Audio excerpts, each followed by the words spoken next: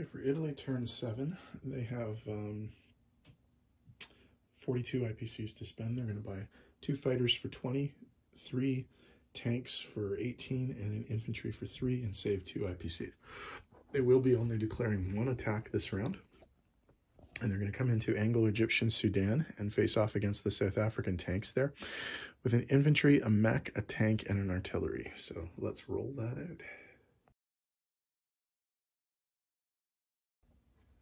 This is the battle for Anglo-Egyptian Sudan.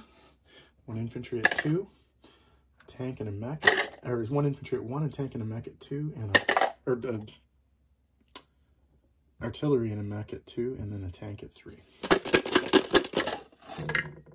No hits. That's not good news. No hits. Okay, well that's better news.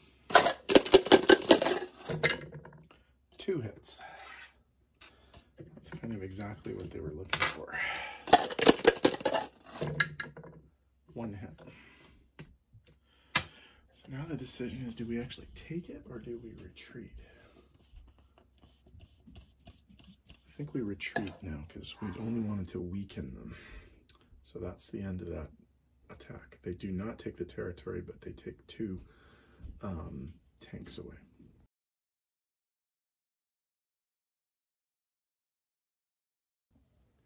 Okay, for non-combat moves, the Italians are going to move their carrier, 2 transports, 1 battleship, and 1 cruiser into whatever this sea zone is.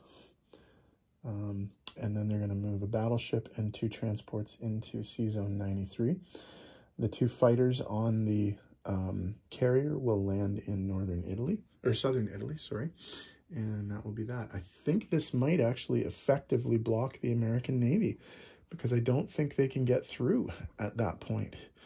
Because remember, each ship can block up to 3 other ships, and the Americans only have 6 warships. So there's going to be 3 warships in each of these sea zones, because remember that the Vichy, if the Americans come in, the Vichy will defend.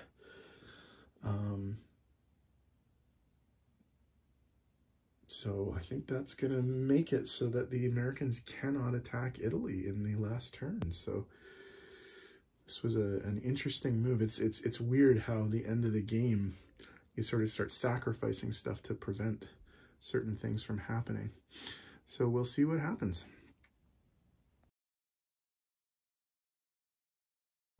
Okay, placement of new units for the Italians.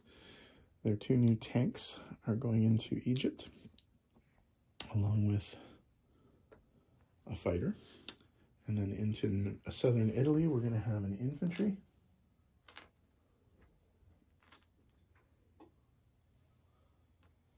A tank. And a fighter. Okay. So Italy has a base income of 19. They get a 5 IPC bonus for something. The Axis controlling Vichy, Egypt, and Greece. They get a 2 IPC bonus for Iran, and they get a 3 IPC bonus for British Somaliland, El Alamein, and Cyprus. So that's 19, 21, 24, 29 IPCs for the final turn of the game. And I think they have fairly effectively blocked the Americans from being able to attack Rome on the last turn. So I think the Axis are going to win this game, but we'll see what the Americans do on the last turn. So Commonwealth is up next.